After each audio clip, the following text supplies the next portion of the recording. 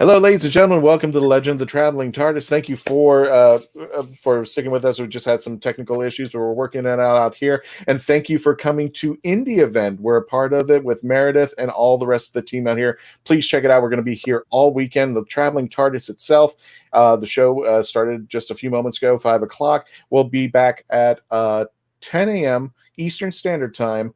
Saturday, we're going to have a special game show. You want to check it out there. And Sunday, both at 10 a.m., we're going to be having a roundtable discussion as well. We have a special guest that we've had on before, and just a wonderful man. I'm glad he just came back. Yeah. But yes, let me introduce our special guest here. It's Richard Ashton. You know him better if you've seen the last Capaldi series. He played the Ice Warrior Friday. Welcome back there. And you're a little scruffier. I know. Oh. I know. I'd like to say that I'm growing it for a part or for a casting. It's just say that. They don't know. They don't know. Do you know what though? It's like seasonal for me. As you can see, we've got a bit of early autumnal growth coming in here. It's seasonal. It comes out. Growth. So do I. So there we are. Well. The loveliest of them all, sitting right there in the middle, is the lovely director, Melanie Dean. Oh, shut it. Stop that. Melanie Dean, artiste. Melanie Dean, at Pieces of Melee on Instagram. Of course, the quarantine's still on again. The TARDIS is still, there. I'm never going to get it back, am I? I'm never going to get back. It's when... Yeah. And just I don't want to put it in the post office. I don't want to put it in the mail and then you lose it. I'm trying to convince my wife to take a trip to Tampa. Okay, I'd like to meet you over there. And so that we can get it. You don't know how it's my child. I can't just live without it. And now it hasn't been around for about 3 months. No, I think it went 3 or 4 months now. It's been it went to England, came back here with me, and it's still here. It went straight into lockdown, so I never got to see it back. But here's the other thing is, and we have some bad news if you haven't been keeping up with things. Let me do this. Hang on a second. Oh, that's better. It's roomy now. Okay. And if you got chats, by all means, we got a few chats coming up over here. We'll display them in just a moment there. There we go. Let me get things going there. We're here with Richard Ashton, who was in the episode with the Ice Warriors. What was the Queen of the Ice Warriors? What was it? I forgot. Empress of Mars.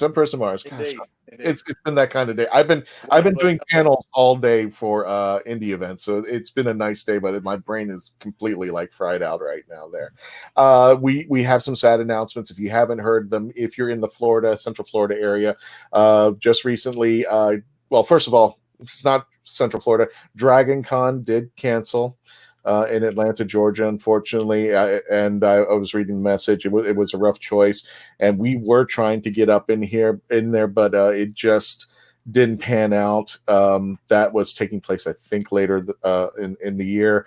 Mm-hmm. Also, the one that's kind of scaring me, pun intended, Spooky Empire, both the Tampa and the Orlando convention, which was supposed to take place next month here in Orlando, and then Tampa was supposed to be Halloween weekend, has canceled and is moving to 2021. And unfortunately, Melanie, both of the Spookies are going to be here in Orlando next year. So hopefully they'll be taking place. So fingers crossed on the bad news out there. I just feel awful for. Well, they're supposed to be. Remember, MegaCon was supposed to be last Don't jinx that. Well, now they're supposed to be a smaller, little truncated MegaCon. Again, also over Halloween weekend. But that's going to be in Orlando. It's I think only 2 days, but they announced that before the spike happened again. So Dragon Con took a dive. I was like, no, please don't. Then Spooky went after, and I said that was the same weekend as when MegaCon was supposed to be here. So I'm just like, Mega, just give us this one. just give us one. I don't care if I have to stay 12 feet away from people. Just give us something so that we can walk around in the lobby. Yes. Now let me go ahead, and if you want to chat with all of us here, especially Richard, please join us. I want to welcome Kristen. Hello, Richard, from Patrick and Kristen. Hey. So welcome there. Chris says hello there. Graham Kraus says hello there, and Kristen says 2020 took everything away. Richard, how were you planning on going to any conventions over there? What is the life like now at this point? Well, yes, I was. I had conventions planned here in the UK, also back in the States, and for the first time for me, some in Europe. But I was doing a children's writing charity in King's Cross in the week that we finally decided to go into lockdown, and we had a big decision to make because our young playwrights have also got extended families across 3-4 generations. They live in housing accommodation where quite often 2 or 3 generations are in the same apartment. And it just didn't seem sensible to get people, 200-300 at a time, quite a small room over the performance period. So we got as far as doing a run through for the playwrights, and who were like between 8 and 12 years old. And then we just had to stop. And from that moment, I have not done a thing. Everything I had planned, as I say, in the States and here, all the way up into actually quite small local events. There was one in Great Yarmouth that was happening back in April. And just everybody I've spoken to has just said, look, obviously we're not doing it. If we can, we have some fun like this. But even movies that, I've kind of signed on, they're all talking to their insurers right now. And no one seems to have the answer.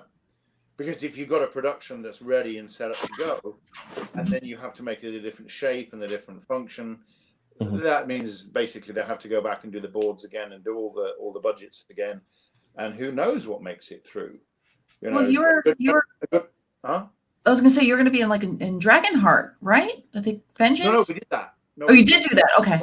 Dragonheart. No, that's fine. Although Rafaela was Rafa de Laurentiis was she has a movie slated about the I don't know if you know it, but there's a very famous French painting called The Raft of the Medusa, and she was doing a movie about the making of that painting, which is a fabulous story.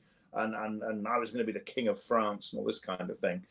And I don't think we'll be going to Romania anytime soon to do that. Because if they're going to let you do a project now, it's going to have to be a very different shape, and the complexity and the number of people involved in these things. I mean, you can't just say, "Oh, that's okay. We'll shoot it different." No, then it's a different beast. The whole thing has to be made again in a different way. So right now, I'm doing a lot of gardening. I'm failing to cut my beard. Planted a whole bunch of apple trees this month, which has been great. And really looking for other things to do that are creative. Doing a lot of script work online with writers and comedians who we're doing exactly what we're doing now, but working on material. And do you know what? We've all got better at it. I don't know how it is with you, but a lot of our favorite radio shows here on BBC Radio have actually found a way to do it through this medium. And you know what? They're working really well. Yeah. You could really see everyone get better, obviously having a multi-screen and being able to see what people were about to do. But it's picked up a lot.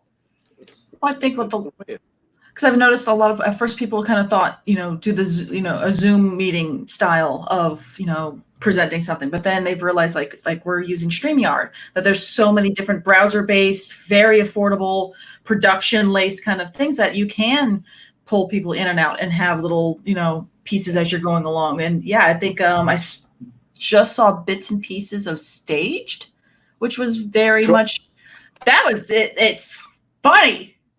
But yeah, so I started watching that one because that one I think Simon was telling me about. And he's like, "Oh, make sure you go ahead and watch that." I'm like, so I found a little bit of it, but it's not really over here stateside, so you can only catch bits and pieces of it until they can get it over here.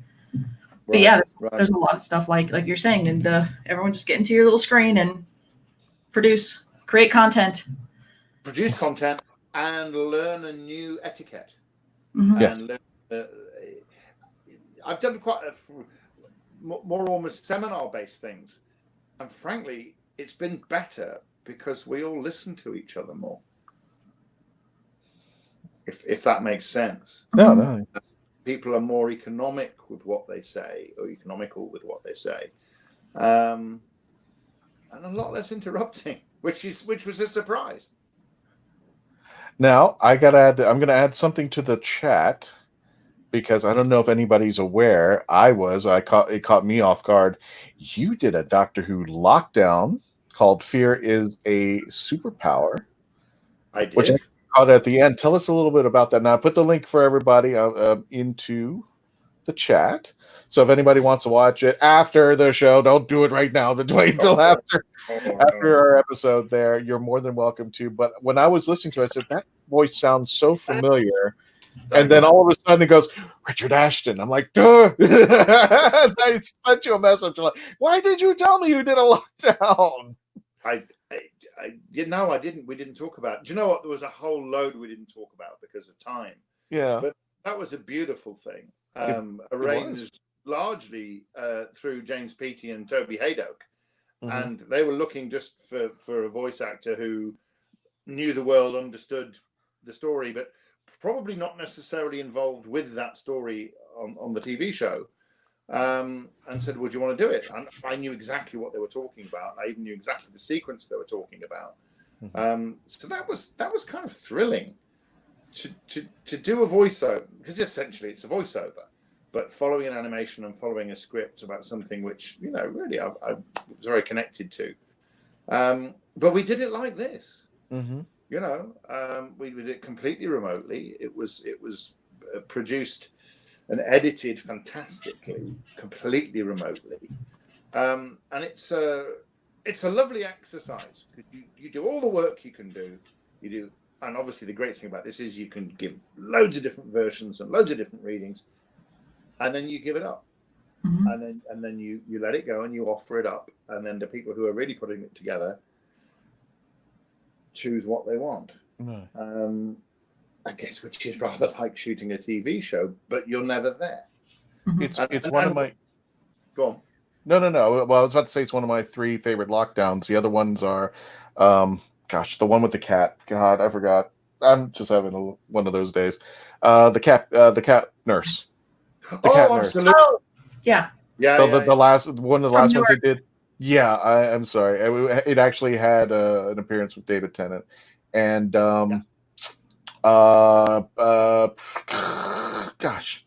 Pompadour. The Pompadour. That was weird. By the way, Melanie sent me this. Well, that's because I think a lot of people don't realize the name.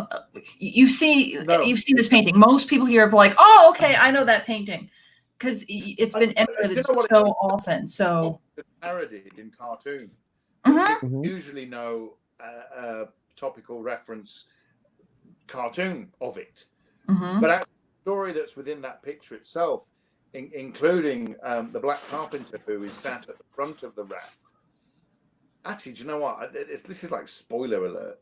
This is a stunning story about politics, about race relations, about how the Navy works, about how the French aristocracy works, and also how, if let's say this wasn't a painting, it was a TV show or it was a website, you would find very contemporary the way in which history is used and retold and remade for other people's purposes, and what the script tries to do is to take us back to actually what happened and why those people ended up in that situation, and then what happened to them. And it's very shocking, and there's all kinds of cannibalism and death and murder and all that sort of stuff. But it's a terrific script, because it's a movie I want to see. It's one of those scripts that you read, can't put down, and think, oh gosh, I hope they make that. I'd love to be involved in it, but I don't care if I'm not, because I still want to see the story. Right. And like you say, it's one of those images that's just, it's kind of there, and no one's really explored it. No, because I remember vaguely. I'm trying to remember it now. I'm trying to recall it back, because it was one of those pieces that in taking art history classes that's always talked about. And I was luckily enough, during one semester, I had an art history teacher that would just brought he brought every piece to life, where he would just tell you he would give you all the weird, strange stories about the artist and creating it, or at least the background of the piece. So he made sure that each piece, again, came to life. His thankfully, that was one of the pieces that he touched on. I've had art history teachers where you literally are like, I'm falling asleep. I can't even anything.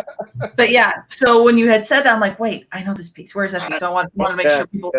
You're basically listening to another episode of The Artist Studio. I'm just like,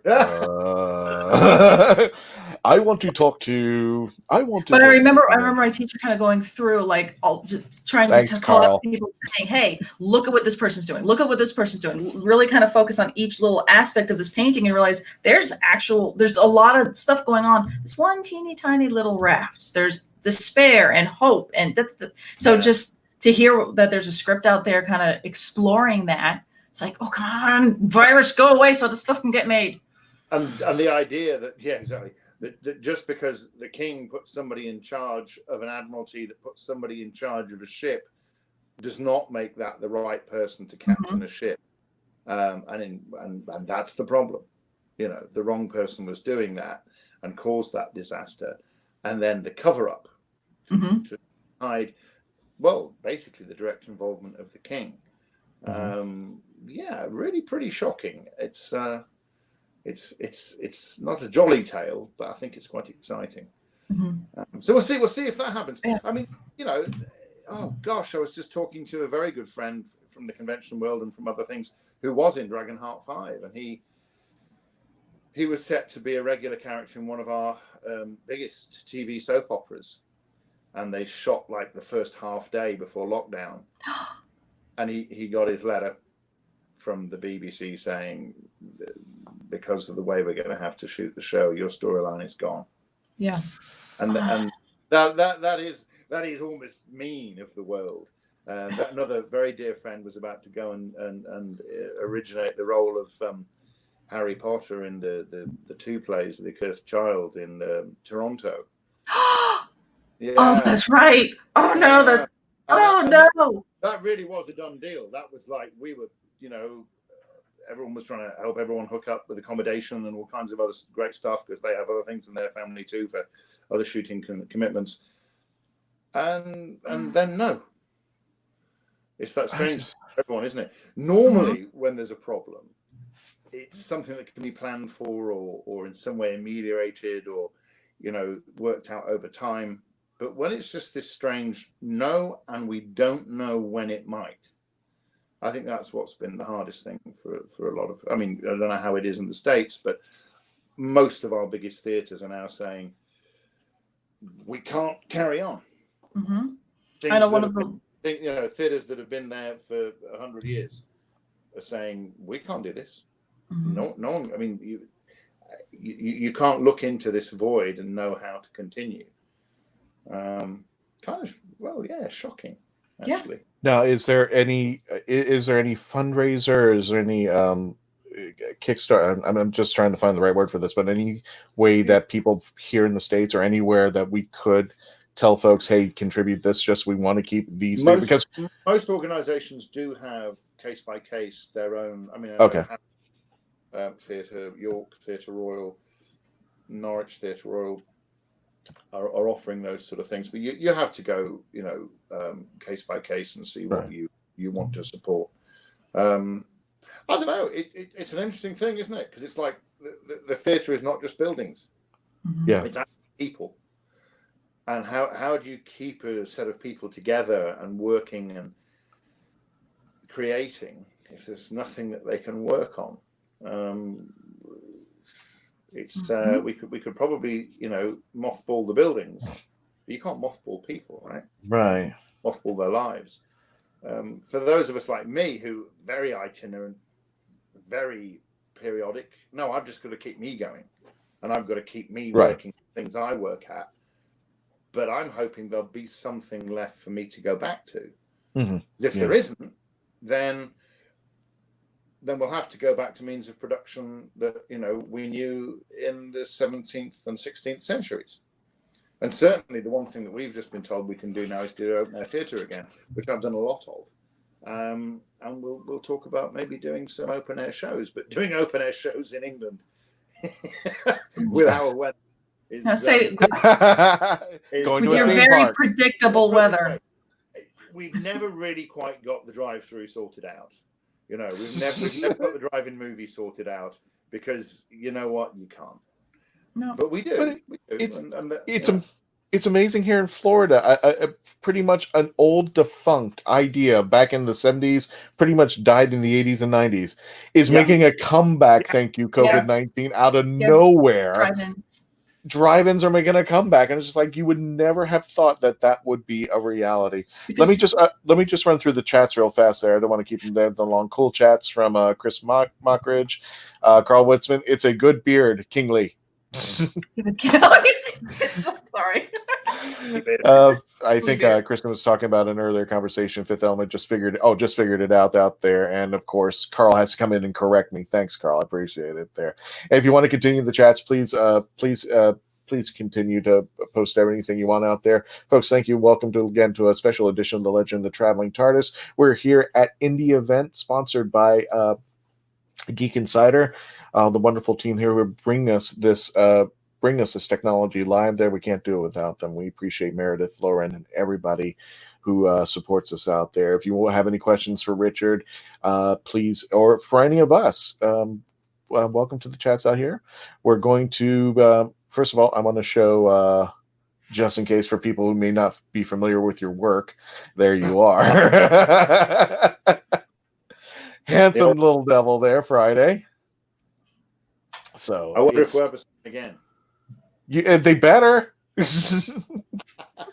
I don't know. I think physically they still exist somewhere, but right now that world is a long way from where we are.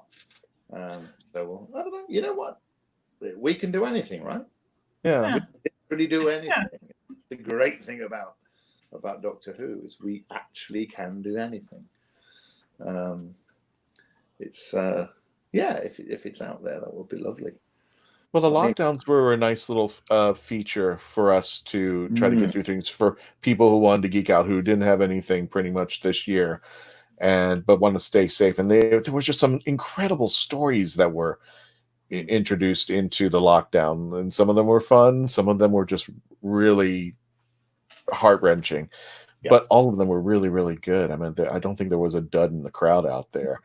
I guess one of the things I saw in an article was that Matt Smith and Claire, and I can't think of her last name, from wow, jeez, this has been that kind of day. The thing on Netflix. Wow, somebody just give me some help out here. What's that? From The Crown, Claire Foy. The Crown, yes, Claire Foy, yes. They were going to do a performance, but it was just them on the stage.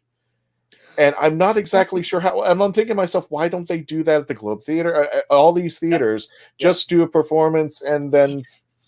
I know, but I know it's not the same. Example of one that's asking for donations because they can't, because right now the season, I think the season for Outdoor Globe is just closing up.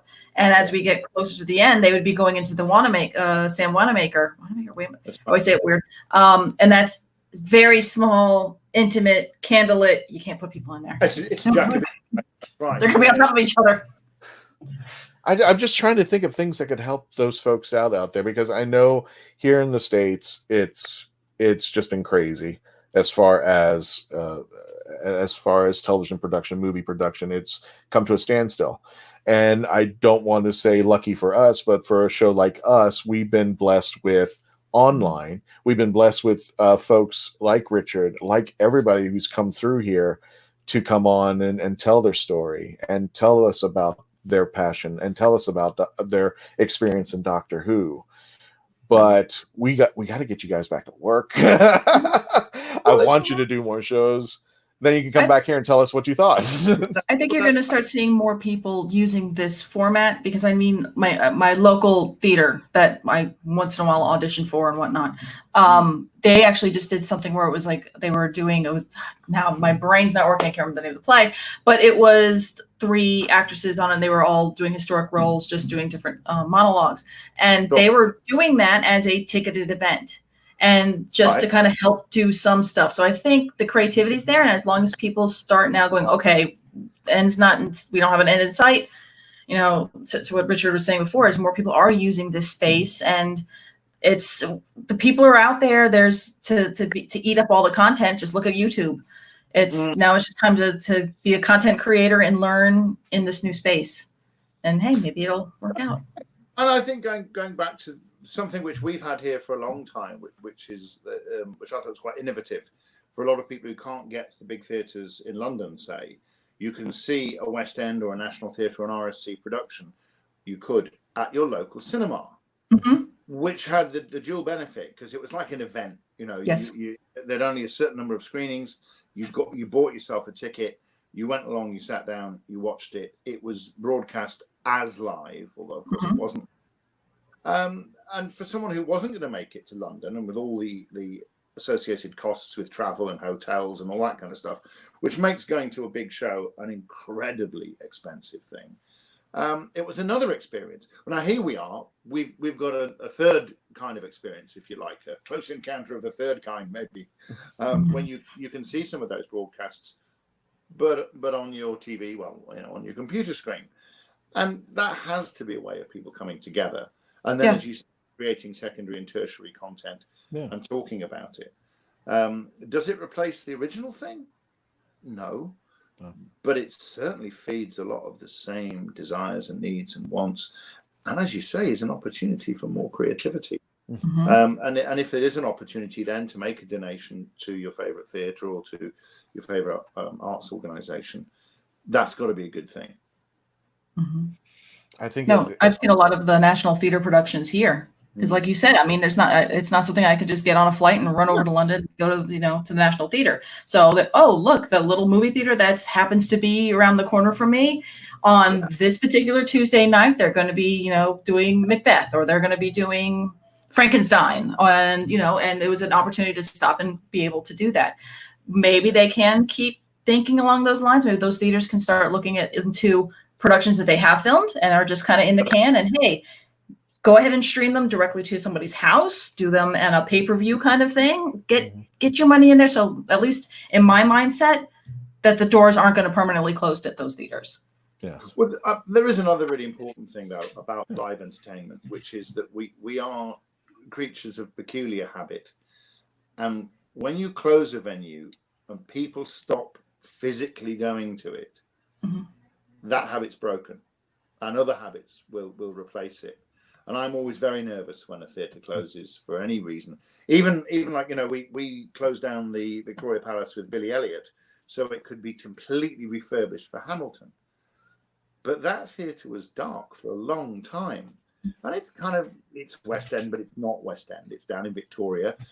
People don't necessarily go to that part of town for entertainment. All of a sudden, it's a trek to get there. And it took a show as big as Hamilton to reopen that theatre because actually people forgot it was there. Oh, wow. Because we do. It's what we're like. It's like if they close your favourite pub, to do whatever they do, then you go and find another one. Hopefully there is another one. I mean, that's a whole other issue here right now. We're losing. You've seen Hamilton, right? You've already seen the show? Did you see it on Disney Plus, or did you see it in its live perspective?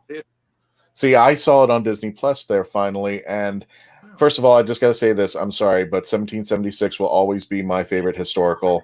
Sorry, I just love that. I met William Daniels and that entire entourage. That's my favorite show. But I could see, I think Hamilton is one of those things, one of those experiences you have to see it on stage. You have to. That TV, that moment out there was. I appreciate it because of the situation that we're in, but you can tell that Hamilton is something that it's like Cirque du Soleil. There's so much going on out there that you just can't just go, and there's so much. You could tell that there was all this movement going on the stage, and it's not made fair that the camera only has one perspective. Yeah. You have to be immersed in Hamilton, or it does not work out there. No, that's exactly. And Emma Hughes just corrected me. Thank you for Emma Hughes from The Crown out there. Kristen says, was it heavy to wear? I'm assuming the Ice Warrior outfit. Oh. The heaviest and hottest thing I've ever had to wear, including the Mondo Showen from Fifth Element. And that's something, because that was the size of 2 phone boxes. But yeah, actually, Kristen made mention of that, the Fifth Element there. There you go. Yeah. So was it heavy to wear? Holy smokes, Matthew Harris. Holy smokes, now that's some cosplay. Okay. Yeah. Recently, it's come to light quite a few stills, which is, I think it's on one of the 2 or 3 DVD versions of the movie. And you can see us walking bits of the Mondo Showens around. Yeah. I'm 6'7", and I don't know, in those days I was like 280 pounds or something. And then you see the suit around us, and you realize just how big it is. Yeah, heavy. But good old Friday, it's like a black hole of a costume. The heaviest, hottest thing I've ever been involved with. But it has to be like that to look like that. And to that piece you had to have you were made up for, because you were able to move first, and then you had the big headpiece on top on like the helmet kind of. It's basically a bucket. I mean, I say it's bucket on head acting. And when they took the bucket off my head, actual vertical steam was coming out from the carapace of the costume. But thankfully on that suit, we didn't have anything inside it that could be harmed, whereas the Mondo Showen on Fifth Element was full of electronics and video cameras and all kinds of things, which were constantly just freaking out because of the humidity and the heat. But yeah, you know, it's one of those things that you do, and you train for it, and you work very hard at it, and everyone says we'll try and look after you as much as we can, but you also know, hey, this studio is costing them whatever it is, £10,000 a minute, or I've got no idea. We need to do this now. We don't have time to get you in and out of the suit. Go and park your bum on that bicycle seat. We'll take your head off, and we'll tell you when we're ready for you. And that's what everyone did, you know. I mean, because at one point there were 3 of us in the suits. You know, Jamie Hill, who's been in just about everything, used to that kind of carry on. And you just stand there and wait. What do you do for the pain management part to it? Because I imagine after a while, that is its own type of pain, is getting hot, not being a level of discomfort's got to be. What do you do to mentally prepare for that? And while you're in that moment, do you have a mantra you go through of just kind of quelling that down? 2 leaves. some powdered out. There's some all. You can't take anything that can really operate at that level. It's like, even, you know, okay, you keep hydrated so that you don't, you know, die. Mm-hmm. But it's not going to cool you down. And anyone who's worked in an extreme environment like that, and funnily enough, it's made me think of people who are working right now wearing masks, you know, in hospitals and in care homes and in other very, very close environments. I think they would probably say the same thing. You have to find a way to mentally absent yourself. Mm-hmm. So whilst you're concentrating very, very hard on what you're doing, you're being not there. Mm-hmm. And it's something I've noticed from, because I know on stage I've done quite a lot of suit work back, you know, when I was a lot younger. And you just have to find a way of physically not putting yourself present, because you've got too much to do, and because if you did, every good sense in your body would say, get out of this right now. You know, I mean, I'm not claustrophobic particularly. I'm used to riding motorcycles, and I used to do a bit of sub-aqua and that kind of thing. And it's that very similar sort of, right, I'm in this for a reason. Mm-hmm. How do you not panic? I mean, probably people that are used to this kind of therapy could explain the mechanism better. I just know that what you do is you absent yourself from where you are, focus on the good thing you're trying to do, and the rest of it, don't be there whilst this rather strange, bad thing is happening. Mm-hmm. just don't be there. But that also means you have to watch your communication with other people, because just because you're in this weirded out, strange place, other people are also in there, you know, particularly challenging environments. And particularly a movie studio or TV studio is a very challenging place for most people. No one is having an easy time on that set. I mean, that's the first thing I say to anyone who's starting off. Just remember, this could be the worst or most uncomfortable thing you've ever done, but it might be a lot easier than what that person over there is doing, because they may have been awake for 18 hours and they may be doing something physically very difficult. So that's the only other thing which I think must be in the mix, is just watch how you are with other people, and watch how you communicate. I was very, very lucky, because most of the time I could go back to my hotel at the end of a 15, 16-hour day and just go and sit in the pool. And I wouldn't talk to anybody. I wouldn't go and do anything. I didn't eat. I'd go and sit in the pool for an hour or so, physically get rid of it, but also temperamentally let all that gas off. And then I'd wander into the bar and say hi to everybody. And so it's like you hitting a reset button. Yeah.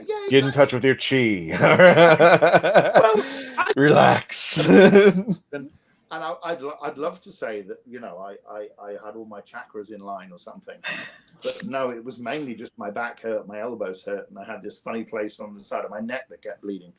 But you just find a way not to worry about it. And I've been in these sort of suits in long running shows, right? And that very, very much is a question of, right, another day at work. Okay, in we go. Let's do this. Let's focus. Let's concentrate. And it's like that thing your parents used to say to you: "Don't worry about it." What? Oh, just don't worry about it. Mom, have you tried one of these? Have you put this on lately? They've never done. They tell you not to worry about it. And you know what? That's quite a useful thing to be able to do. Is don't worry about it. As long as you don't genuinely think you're going to die, you know. Yeah. If you're not willfully ignoring every sign of heat stroke that's about to, you know, take your body over, right? To see where you're trying to just quell the body's fight or flight response. We're like, no, we're fine, we're good. No, we'll live. You know what? A number of jobs I've done over the years, there have been people who've had to go home because it did get too much for them. And thankfully, there's somebody there watching, monitoring. I mean, this is something. Yes. We used to joke about the guys from Millennium. No, they're only there looking after the suit. No, they're not. They're looking after us. Yes, they don't want you to smash the suit, but primarily they're looking at it. And so thankfully, there's somebody there who says, no. For you, this is done now. You have to go home. Don't worry about it. We'll work it out. And we had a lot of fun. It's one of those things that, I don't know if you're supposed to say it or not, but I ended up wearing 2 different heads as Friday.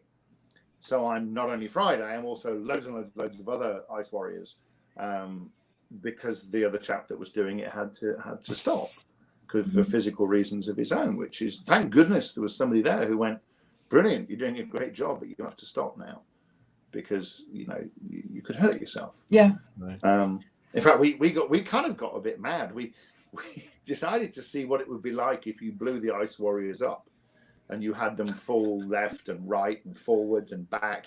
So we put a bunch of mattresses down and went through. God. Yeah, I know. And really, we were trying not to smash the suits. That's when it became about the suit and not about the actor. What are you doing? Which I understood, because you know there's a huge financial investment in those things, and also I'm reasonably good at falling over. But I noticed that we didn't use any of that footage in the episode. I imagine because it looked rather ludicrous that this massive, heavy, unstoppable thing suddenly fell left out of shot. You know, I'd love to see those dailies, because I think they would be pretty well cut together to a comedy soundtrack. I just when you mentioned about the removal of the heads, I thought, I have my Richard Ashton action figure. I can take his head off, put another head on. It's still Richard Ashton. honestly, it was. I somebody got it on their phone. It was astonishing. It was actually like you would get from a boiling saucepan, rising. Oh my god! But we just call it 3 a.m. in Florida. So anyway. Well, do you know what? I've just realised who I'm talking to and where you are, and of course we've had like, I don't know, 2 weeks of reasonably heavy rain here, and it's pretty humid, but it's nothing compared to what you have. It has rained here 3 times, full on thunderstorm rain, 20 minutes gone, hot and humid. 3 times. I'm like, well, it just rain and just keep raining. You just you literally see the steam on the pavement just going. You're like, oh, great. Let me get back to the chats real fast. But in any case, yeah, I don't know if you've ever seen those memes. There's a picture of Florida. It's 3 separate pictures of Florida, and it has 3 different times. It'll say like 5 o'clock, 5:05, and 5:10. It'll be this beautiful picture at 5 o'clock of this gorgeous little landscape of Florida. At 5:05, it looks like a hurricane was destroying it. 5:10, it's the same picture coming back out there, and that's exactly it. It looks like a hurricane just came through for 5 to 10 minutes trying to wipe us out, and then right back to normal as if nothing happened. That's like my advice. Anytime I know somebody is coming to Florida for the first time, they're going to Disney, they're going to go, they're going during the summer, which I kind of tell them, why do you hate yourself? Don't go during the summer. You're just going to burn alive. But if they do, I kind of let them know, get a poncho. Our summer, you're going to get a storm maybe around noon, maybe around 2, maybe around 4. It will last 20 minutes. The rain will come sideways. You think that, it's the end times, but in 20 minutes, it'll be over. Wait for all the other tourists to go back to the hotels for the rest of the day, hold up somewhere, and then just go out and enjoy the rest of your park, because that's Florida weather. It's weird. Richard, as a former Disney cast member, I thought it was a joke, but there are people coming to the park goes, what time does the rain stop? And I'm just like, do I look like a meteorologist? But yeah, it would literally, there would be another cast member that walked by and goes, what time does the rain stop? It'll be about 20 minutes. I'm like, and they were right. They were right. That's wonderful. They would write. Fans. Exactly. Chats. Matthew Harris, if this keeps up, everything is going to have to be like Trailer Park Boys and go animated, record from home. No, I haven't seen that series yet, but there you go. Carl Witzman, a lot of this has shown people how important entertainment is in their lives now that they've lost some of it. And it is, you don't have your new series coming out there. You don't have your new show. You don't have the new theater. Nobody's going to the theater. Entertainment is a critical part.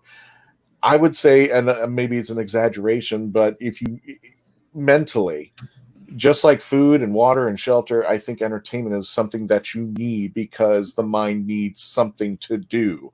The mind needs to be engaged. The mind has to be entertained. And entertainment, I saw something about Nick Briggs posting something. It was like, now do you see how important entertainment is to all of us? Yeah, it is. It is just as important to the mind as much as food and water coming into the body to keep it refreshed. Describe what we do as casting shadows on the cave wall. Mm-hmm. Because we talk about the technological aspect or technical aspect or the financial aspect or whatever it is aspect of what we were doing. I say, no, look, remember, we're still just casting shadows on the cave wall. Mm-hmm. And why did we do it then? For the same reason that we do it now. We didn't have Netflix back then. No Wi-Fi. And the other amazing thing is that people were doing those things hundreds of feet below the earth in the dark, possibly lit by one light source, possibly for a one-time performance, and then done. So what happens with that? Well, then you go back above ground and you tell everybody else what you saw. That's why we do what we do, because then you've got something to talk to people about. And actually, the job is to create something that isn't in front of you and real, but actually that means something to somebody else. And by the time you've started talking about the thing you've created or the thing that you've seen to someone else, hey presto, you've created another story. And then you've got a very real piece of theatre, which is one person retelling an event to a bunch of other people, and that's its own theatre. So what we're doing right now is very close to that. Right. Yeah. Matthew, we did it then. There must be a reason for it. Yeah. Because if it's costing you so much of your resources and so much of your time. Maybe it's how we became us. There's a lot of controversy, isn't there, about how old are Homo sapiens and when did we really become us and when did art start and when did language start? And, well, maybe it's the doing that created us and that made us as we are now. Right. And have been for a very, very, very long time. Is the business of telling stories and listening to other people's stories. And I think we're going to find out that we really need it, and that makes me trust that we will find other ways to do it. And maybe we'll never do it exactly the same way as we used to. Okay. Well, things have changed over the millennia, and they're going to change again. But we have all these other ways of doing it now, which is at least something to look forward to.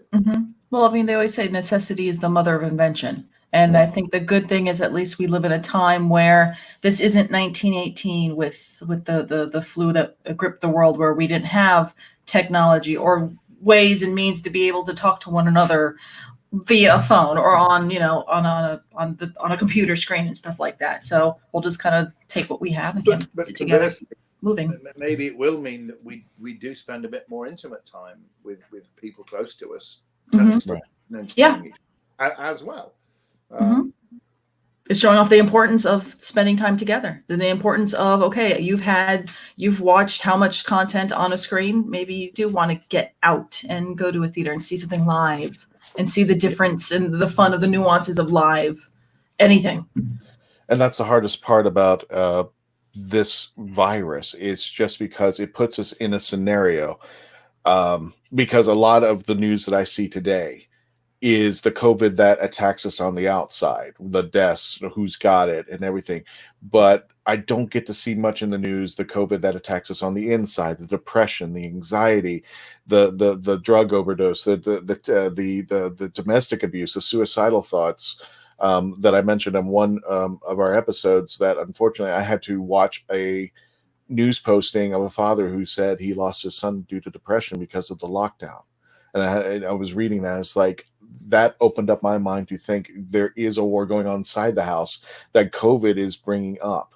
We're not, and this is just my opinion, even we're creatures of not only entertainment, but affection.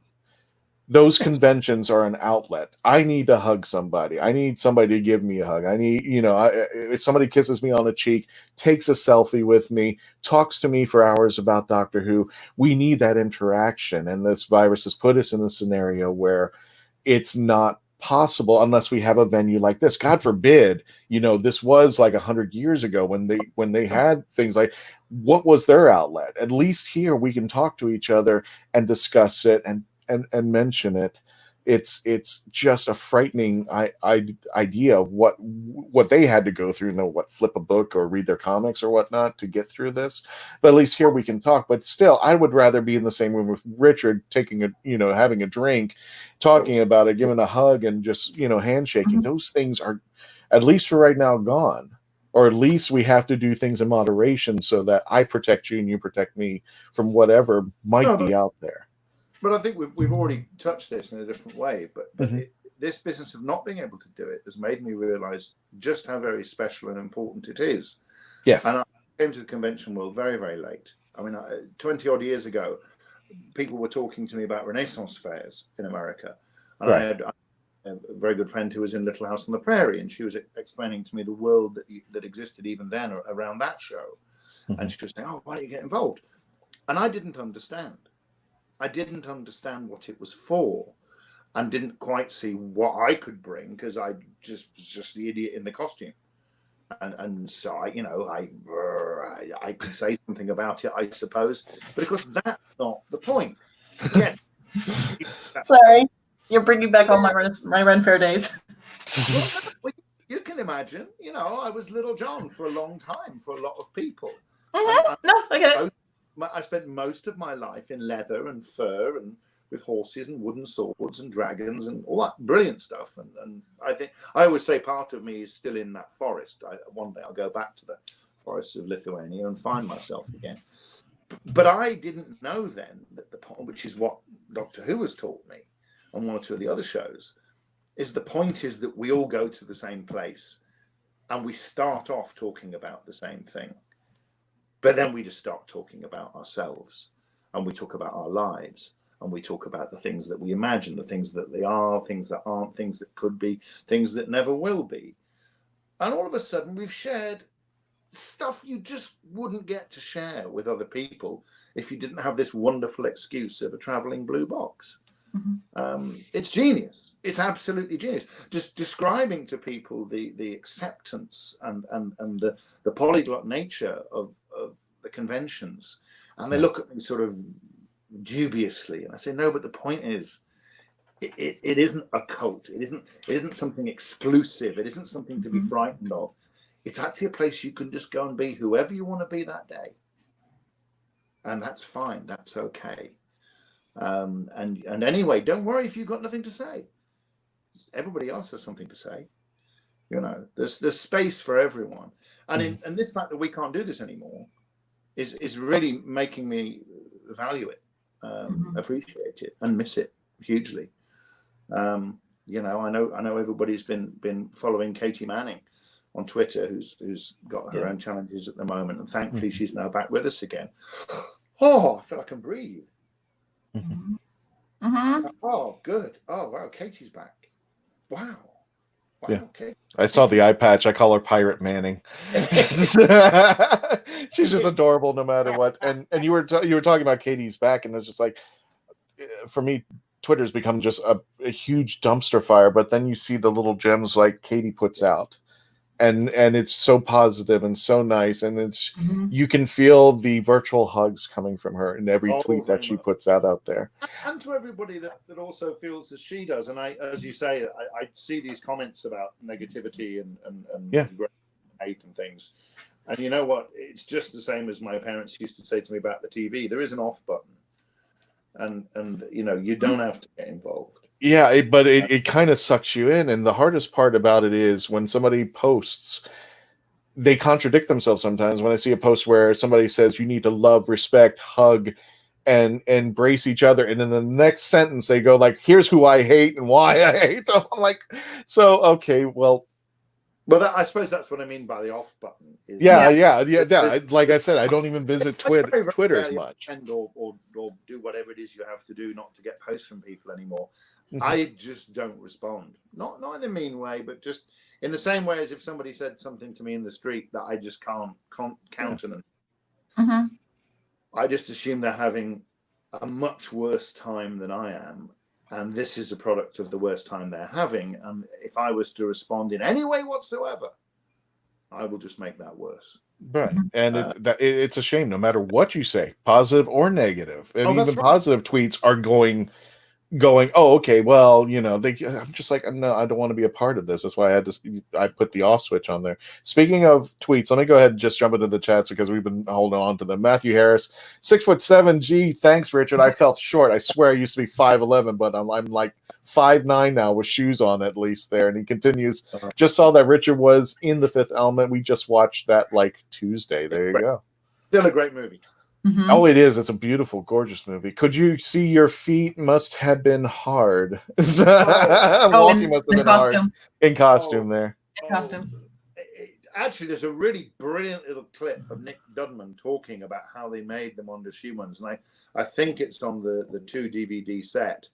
And as he points out, not only could we not see our feet, our legs were pinioned at the knee with a pivoted metal bar. And the only view we had of the outside world was an LCD screen in front of our eyes. And in the video, Nick claims that the camera was in the center of the carapace. Now, my memory is the camera was offset. So what you saw in front of your eyes was actually like 4 inches or 5 inches to the right. Or maybe that was just my suit. I don't know. Or maybe I was twisted up or walking wrong or something. In fact, we could find out, because although they destroyed all of the Mondo Schumanns, Gaumont Pictures insisted on that. Nick insisted on keeping one, and the one he kept was mine. So that is the only Mondo Schumann that still exists. And I have, this is not apocryphal. I've seen this beast because he took me up to the top floor of his workshop in Kendal, and we were going to have some food and stuff. And he sat me down in the dark and turned the lights on. And then there was my Mondo. And he said, "Here you go. Here's an old friend." The rest of that room was full of R2-D2s, C-3POs, and stuff you couldn't imagine. All of which is, his treasure trove. Yes. But yeah, it's a thing of its own. There are many stories of people not quite navigating the set correctly. There were Monique was being very circumspect, but somebody did actually drop one off the bridge, and somebody else did fall over because we were all big guys, all like 6, 7, 8, 9. Some of the guys were really huge. I mean, they were real bodybuilders, but the suit still outweighed you by a factor of 2 to 1. So if it started to move, you weren't stopping it. You just weren't, and also you don't want anybody to stand underneath you and try and hold it up, because that would have been disaster. I think at least with Friday, if 2 or 3 guys rushed in, they could pretty much prop me up and stop me from falling over, which was a blessed relief. But no, it was not being able to see is a very strange thing. When you're used to being able to see, right? And no other sensory input, no other way of knowing where you are, or even whether you're upright. That's kind of a funny one, because you someone would say over the intercom, "Richard, you're leaning to the left." "No, I'm not." "Yes, you are." I must be there, So do we want me to do? I don't know what left and right is in this suit right now. I just. I mean, I always tell this little story about when we did Empress of Mars. There's a lovely piece when Friday's serving tea around the table, and I managed to sort of clip the back of the head of Ferdy Kingsley, and he looks up and kind of makes a right old face, and it's a lovely little bit of interaction, and suggests that maybe this guy isn't as benevolent as we thought he was this Friday. Complete and utter accident, because I just couldn't see where I was going. Managed to hit him, and he, being the consummate professional and great extempore actor that he is, just put it right in there. And afterwards I thought, yeah, that's definitely going to make the edit. That's a piece of genius. Thankfully I never hit anybody else, but I did knock myself over in the caves in Bristol, running full tilt at Peter. I did manage to headbutt the ceiling. How did you get to running? Did you what? Did you have in faith in? Do you know what? It was use the force. We had double lenses in front of the eyes. We had these sort of stalagmite kind of things that were illuminated. And they were like looking at a little glowing match in the pitch black. That's what I could see. Mm-hmm. And I knew I had a course to steer that had headroom for me to get to Peter. And I didn't make it on one occasion. I just hit the roof. Thankfully didn't damage the suit too much. But we got away with it. And interestingly, once we got a good take, okay, cut, wrap, get out of here. No, we're not going to tempt fate. Let's not into the swimming pool with you. Back to your hotel, get your pool.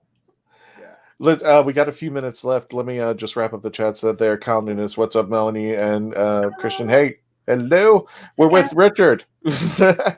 I'm going to grab that as the last question there, but Yulis Pagan says, anxiety is huge for many, especially those of us who live on interactions. As a teacher, it's tough to not speak and interact. I almost feel stupid when I have a chance to actually talk physically with someone because I become a tsunami of words. Oh, virtual hugs. Virtual hugs there. No, that's such a good observation. My working life and all the rest of it is sitting with people and talking. And I what's it going to be like when we do get back into those situations? We're all going to have immense patience with each other. Yeah. And also patience with ourselves. We all need to be let off the hook several thousand times. It's like everybody is going to be having their first day at school again. Right? You know what I mean? Yeah. And nobody will know is, can I touch you? Can I reach out to you? You know? Absolutely. Anytime you get a virtual hug, you always get a virtual hug from me there. And real hugs once we finally meet up. Graham says you brought a wonderful, relatable character to life there. Oh, yeah, that's right. Absolutely. Very fun. Got a minute left, so Cindy Cup gets the final. Radio shows, do you think that will be the thing again? It's but Big Finish is going completely nuts right now. Absolutely. Yeah. Come on, Nick. Yes, there we go. We're here, Richard. Bring him on there. Every time we meet, but everybody wants to do Big Finish. That's what everybody wants to do Big Finish, and there are other people doing other shows derived from Doctor Who too. No, it's the radio will never go away. The radio, it will probably make a comeback in this world. But speaking of comebacks, folks, we want to thank you. Yeah, today it is the end of the show, but we want to give you we want to gloat a little bit. First of all, we want to thank everybody on here for your support. 35,000 subscribers to our Facebook page. Why? How? 35,000 subscribers. We've reached that. Not only that, but they're still climbing. I'm looking at the Facebook right now, 35,171, and still moving up. Yeah, exactly. I'm just like, yeah. So when I say we're going to hit 35,000, guess what? We're 100,000. It's just the number, folks. Just keep liking us on the Facebook page. Just went. Exactly there, Carl. Thank you. Thank you for the comment. But also, we want to make it, Richard. I never thought anything I would do on this show would make it into social media, especially geekdom social media. I'm going to put this post right here just in case anybody wants to check it out. We're in Screen Rant. We made it into to the Screen Rant, and if there was an episode that we did a while back. I don't know why. I guess they're just catching up, or they're just hearing it for the first time. We did an episode of with Andrew Cartmel, and this had just the Timeless Children had just came out, and then some of the geekdom social media had mentioned the Cartmel Master Plan. Just ironically, we were having an interview with Andrew. You had already had that set up. We already had that set up, so I'm just like, why don't we just ask the man how the Cartmel Master Plan works with the Timeless Children? And we had asked him, and he made his he made his point. He hadn't seen the episode as of yet, but we told him about the episode and what he thought, and he had his own discussions. Well, Screen Rant just came out and posted and put a hyperlink to the episode out there and made a discussion and sourced us. So I was just ecstatic that I was like, oh, okay, somebody out there actually would even give us just like there. So Screen Rant, thank you so much. Maybe that's where all these people are coming from Screen Rant. So we appreciate it. Thanks for the attention out there. But everybody, thank you for joining us out there. We're going to be here for the next 2 days. Tomorrow, Saturday at 10 a.m. Eastern Standard Time, as well as Sunday 10 a.m. Eastern Standard Time. Ellen would definitely be here. We're going to have an interesting game show. Richard has agreed to join us there. It is blank. I won't use the name here. So if anybody knows what Blankety Blank is, we're going to have a Doctor Who theme one tomorrow, and it's going to be very interesting. It's going to be very fun. Get ready to laugh. Or something. So everybody joining us, thank you for joining us here at the Legend of the Traveling TARDIS Radio Show. Thank you, Richard, again for coming back on. And thank you, Indie Events, Meredith Laughlin, and the folks over at Geek Insider. We appreciate all the support of everyone out there. We will see you guys again all this weekend, and thank you for joining us. And we can end the broadcast unless Richard, I think it's a little late where you're at right now, so you need to go to bed. Oh, so yeah. We'll definitely catch you tomorrow. But if anybody else wants to join, Melanie, do you want to stay for a few minutes? Just to see I actually can't. I have to go get my groceries. Oh, okay. Gotcha. I do the pickup thing where they just I roll up, they throw it all in my car, and I leave. Oh, okay. I got this was supposed to be at Tampa Bay. So I got one of these shields right here. Just like the face shield goes with the mask. There's people walking around wearing the shields without the mask, and I'm going. No. That's no. That wasn't tough. I'm wearing the mask, and then I put the face shield on. That's very smart to have if you want to use both. But remember, both. Richard, I'll see you tomorrow, guys. Thank you for coming. You have a great day, and please always become part of the legend.